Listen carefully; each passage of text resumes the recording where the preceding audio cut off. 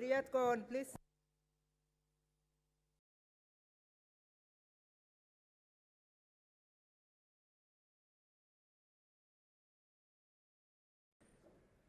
Oh, good. Thank you. Thank you, Madam Speaker, for this opportunity.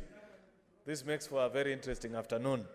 Never has a motion been amended and unamended so many times before it is even discussed than we are doing with this particular motion.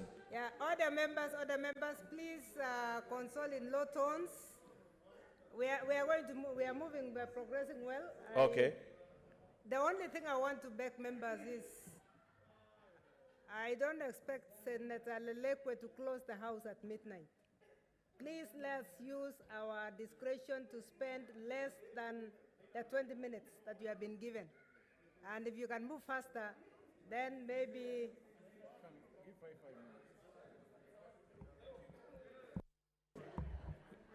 Thank you, Madam Speaker. I'll try and be brief in follow-up to your guidance. Madam Speaker, like the rest of my colleagues who have shared, first of all, in their concerns with the communication from the Speaker earlier on this morning, if you're in the House at that particular time, Madam Speaker, you will recall that a number of us were fairly agitated and wanted to make a contribution immediately after the Speaker had communicated with us, because we felt that something was amiss, that there was something not so right about Speaker of our House. He should attend as many meetings as possible in State House. But when we receive communication from the Speaker of a meeting which this House did not sanction, or even had it sanctioned, cannot be bound by the decisions made in such meetings, and it is brought as a communication before a motion of this magnitude is discussed in this House, then as a House, we are bound to be worried, Madam Speaker. And therefore, the colleagues that have spoken of that particular matter, in my honest opinion, are rightfully within their place to speak and send a strong message from the floor of this House that the calendar of a parliament, Madam Speaker, is not something that can be amended and discussed in any other meeting anywhere else in this republic, Madam Speaker. And therefore, the right and the proper thing to have been done is to bring a motion such as the one that has been brought by leadership. Then we have a discussion as a House, as is happening this afternoon. Therefore, Madam Speaker, I too register my disappointment, and I hope our Speaker takes note and realizes that that is not something that should be treated casually, Madam Speaker. Secondly, Madam Speaker, I'd wish to come on to the contents of what we are discussing. Kenyans are looking up to us, and I'm sure many of them are watching what is ongoing on the floor of this House this afternoon, and they are looking up to us because they want direction. So many things have gone wrong in the country, and it will be unfortunate if the people they have bestowed the responsibility to ensure that at least they speak up for them and ensure that government, the executive, get things right, log out on them and run away, chicken out of the problem and hide, as is being proposed before us, Madam Speaker, this afternoon. Madam Speaker, it will be so unfortunate if as a House we do not speak and speak so coherently about the many questions that Kenyans continue to ask in furtherance to that addressed by the President. If you watch the news, and I don't know how many of us are keen to listen to the things Kenyans said, immediately after the President gave that address last week on Friday, Kenyans were asking so many things, very basic questions, which any leader that cares for the people that sent them to this House should have been concerned about. People are asking even very basic questions to the point of you have just closed institutions of learning. And within the same communication, you are giving people up to 3 to 4 hours to be within restricted zones of the country. How are people supposed to move? That is what is happening in our country. And if we do not put our foot down as the House that is supposed to oversight the executive, things are going to go even far worse. Madam Speaker, people have spoken and have shared their concerns that indeed, if Nairobi and the other 4 counties that have been declared to be disease zones are areas where people shouldn't move in or out of. So what is the plan? Closing down Nairobi and its environs will not take the virus away. And Kenyans don't have any other avenue to ask these government questions about the plans they have apart from this House, Madam Speaker. Therefore, we must think critically, even as we make this decision. There must be an intricate balance. I hear those colleagues of ours who are saying, let us remember that we have lost colleagues in this pandemic. It's true. But there are risks for any job. Just like doctors, I believe, would have wished to be with their families like the rest of us. But given that this war is being fought in hospitals and with medicine and not with bullets and guns, they are on the front line.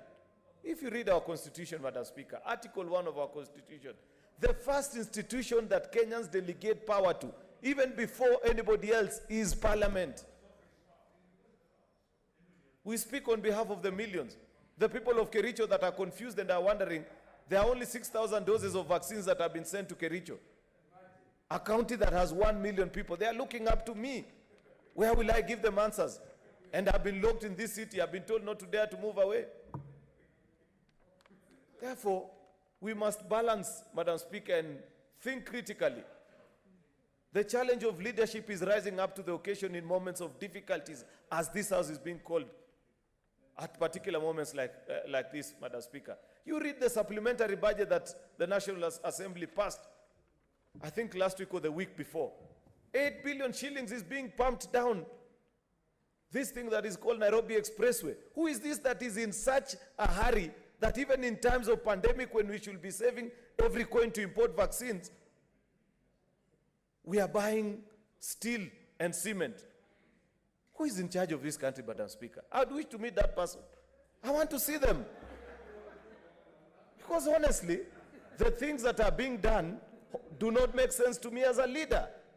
I am concerned. Madam Speaker, I beg for your attention because the things that I'm... There is a point of order from Senator Faria Ali. Madam Speaker, is my colleague Senator Aaron Cheriot in order to ask who is in charge of this country when we know that His Excellency President Uhuru Kenyatta was elected by the people of Kenya and he's there as the president of this country and he's in charge. Is that in order, Madam Speaker? Senator Cheriot, can you finish, please? You have finished your time is almost Are you up. sure it's because of the time or the things I'm saying, Madam Speaker? It's because of the time. Anyway, I'll try and be brief, Madam Speaker. Yeah, because whatever I say, Madam Speaker, is not out of disrespect or bad faith. It's just what anybody who means well for this country will ask. That surely, at a time when we are struggling and we are being told that, we read in the newspapers 2 weeks ago that Kenya was trying to secure a loan to buy vaccines. Yet if you take a study of the supplementary budget, you can see that this government is continuing to invest in capital projects that we do not need at this particular time, instead of buying vaccines for its citizens. Anybody should be concerned. Senator Faria, my colleague, should also be concerned on behalf of the citizens that she represents in this House. And therefore, my point is simple, Madam Speaker. Can we be given a plan? I heard Senator Pogisio, leader of majority, remind us that in any case, it is only 2 sittings that we are sacrificing. Because in any case, in 2 weeks' time, we're supposed to proceed on recess. Okay, that sounds fairly convincing. But then it would have made more sense had he suggested then that at the earlier on scheduled time of recess, then we can offload back those 2 weeks, and instead of coming back on the 11th of May, perhaps come back 2 weeks earlier, so that we compensate for the time that is ongoing. But I am more persuaded, Madam Speaker, by the arguments that are being made by our colleagues that just having a motion in the state that has been presented before us this afternoon does not suffice to pass the threshold of what leaders of a country should do in times of a pandemic. In other countries, people are asking the right questions. We are pushing governments to make proper planning for their people, even in this city. And I'd be keen to listen to what Senator of Nairobi, Senator Sakaja, will say. Because, and the senators that come from the rest of the 4 counties that have been locked down here, what are the plans for people who've been denied source of livelihoods, like Senator Moses Wetangula so ably captured it? What is this hurry with the NMS planting cabro everywhere? Instead of putting a stop and saying, how do we ensure that at least we feed the people in the informal settlements who by closure of bars and all these people who draw out the living from hotels and all these places that we have denied operations, to ensure that we give them some form of cushion and comfort as a leader, as leaders of this country, Madam Speaker. Therefore, I know you have consulted, Madam Speaker, and I could understand the agony of Senator for Narok, Madam Speaker, because on one hand, he's being assured that an amendment will come. On the other hand, he's being told stick to the arguments that have been, to the motion that had been presented before the House at this particular time.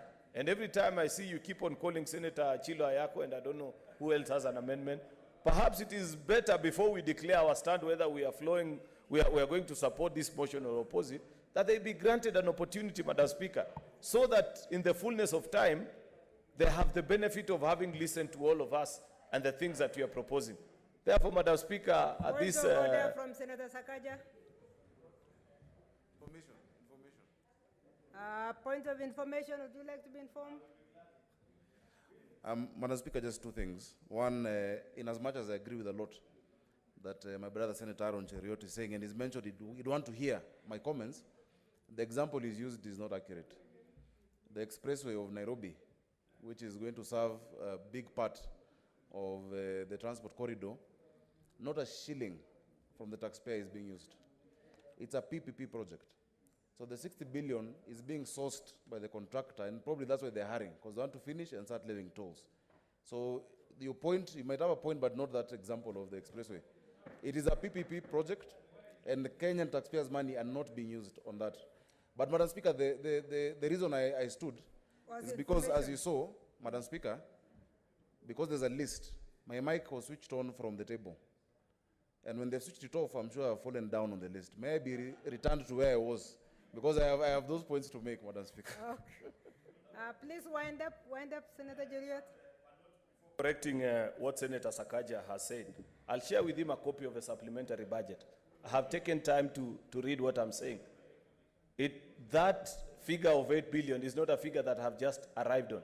If he speaks to his colleagues who are in the budget committee, they'll tell him that various ministries have actually been allocated resources towards that particular project. 2 billion shillings to the Ministry of Water to move water utilities along that corridor. Some Senator, amount to Ministry of Energy. I wish you can concentrate So, on what... no, I was just correcting something that he said, and I thought, okay, I'll conclude, Madam Speaker. Yeah. Therefore, I said I will delay my decision on whether to support or oppose, depending on a better proposal that will be given to us, because this one that has been proposed by leadership cannot fly, in my honest opinion. Therefore, I'll have to wait for a better proposal from Senator George Achilo Ayako. Otherwise, in the absence of that, Madam Speaker, I'll be forced to oppose this. You know how to debate, Senator, and you know there is nothing like delayed decision.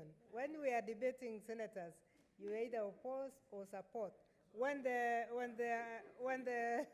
amendment comes, you decide whether you want to support the amendment or not.